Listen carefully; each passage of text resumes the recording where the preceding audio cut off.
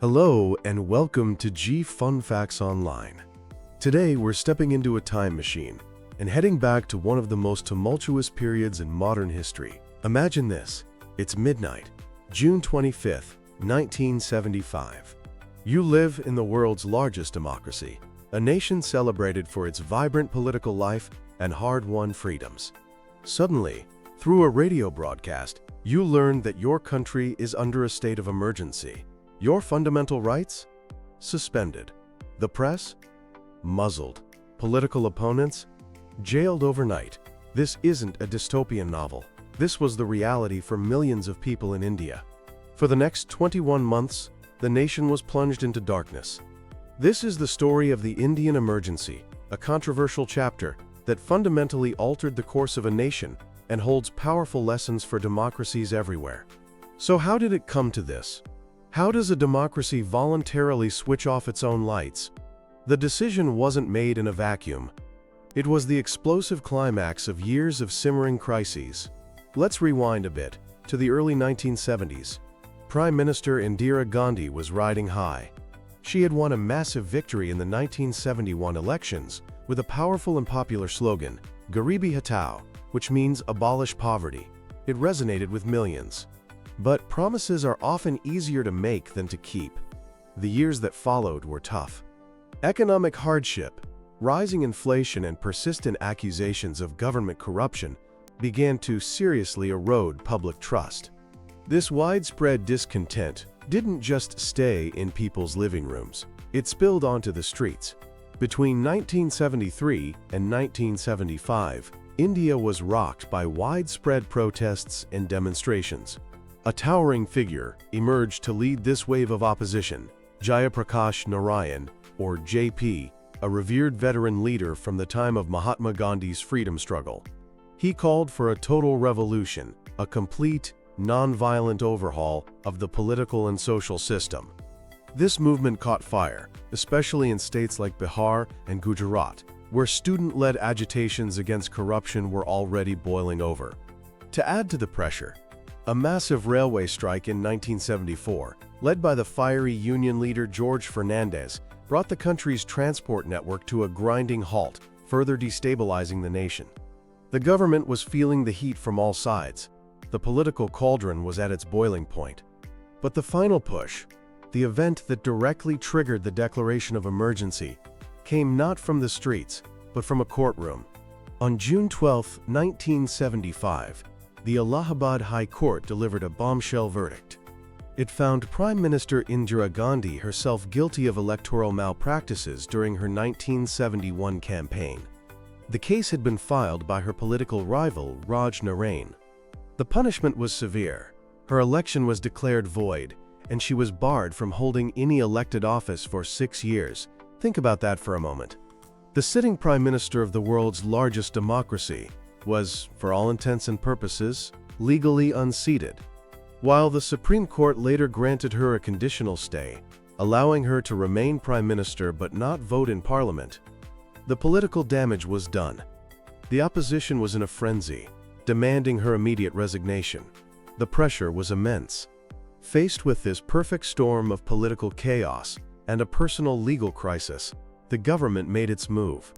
It justified the drastic step of declaring a national emergency by claiming there was a grave threat to national security and stability. The official line put out in a government press note was that the widespread protests and strikes were part of a conspiracy to destabilize India. They pointed fingers at opposition leaders like Jayaprakash Narayan, accusing them of inciting the police and the armed forces to defy orders and mutiny. Now, India had declared national emergencies before, during the wars with China in 1962 and Pakistan in 1971. But this was different. Those were for external aggression. This was the first time an emergency was proclaimed during peacetime, using the vague and controversial justification of internal disturbances. On the midnight of June 25th, President Fakhruddin Ali Ahmed signed the proclamation on the advice of the Prime Minister, and Indian democracy was officially put on hold. So what did life actually look like during these 21 months of emergency rule? For millions of Indians, it was a period defined by fear and silence. The first and most immediate casualty was freedom itself. The government suspended most of the fundamental rights guaranteed by the Indian Constitution. This meant the freedom of speech and expression, the right to assemble peacefully, the freedom to move around the country, all gone. To enforce this new reality, the government used powerful, and often brutally misused, laws like the Maintenance of Internal Security Act, or MISA.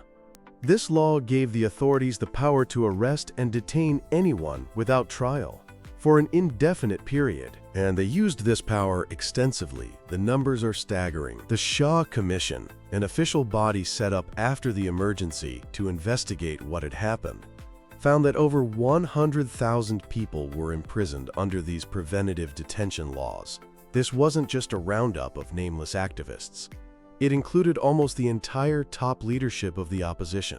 Leaders who would later become prime ministers of India, like Morarji Desai and Atal Bihari Vajpayee, were thrown in jail alongside students, teachers, journalists, trade unionists, and anyone who dared to speak out against the regime. The second major pillar of democracy to fall was the free press. On the very night the emergency was declared, a simple, chillingly effective tactic was used. The electricity supply to the major newspaper offices in Delhi was cut. It was a clear and immediate message that dissent would not be tolerated. In the days that followed, a formal system of pre-censorship was imposed. This meant that every news article, every cartoon, every editorial had to be submitted to government censors for approval before it could be published. Anything critical of the government, its policies, or its leaders was simply blocked. Some newspapers famously protested by publishing blank spaces where censored articles were supposed to be, a silent testament to the lost words. The government didn't stop there. It forcibly merged the country's 4 independent news agencies into a single, government-controlled entity called Samachar, ensuring the narrative was tightly controlled. The Press Council of India, a watchdog for press freedom, was abolished altogether. While the rights of citizens and the press were being dismantled, the government was also busy rewriting the rulebook to consolidate its own power. Several major amendments were made to the Constitution, passed by a parliament where most of the opposition was in jail. The 38th Amendment, for instance, made the president's decision to declare an emergency immune from any challenge in a court of law, effectively saying our decision is final. The 39th Amendment went even further, placing the election of the Prime Minister, President, and other high officials beyond the scrutiny of the judiciary. Then came the infamous 42nd Amendment, a massive piece of legislation that, among many things, gave government directives priority over fundamental rights and severely weakened the power of the courts to review laws. The system of checks and balances, so crucial to a functioning democracy, was being systematically dismantled. But beyond the political and legal changes, there was an even darker, more notorious side to the emergency. This was a program driven largely by Indira Gandhi's younger son, Sanjay Gandhi, who held no official post but wielded immense power.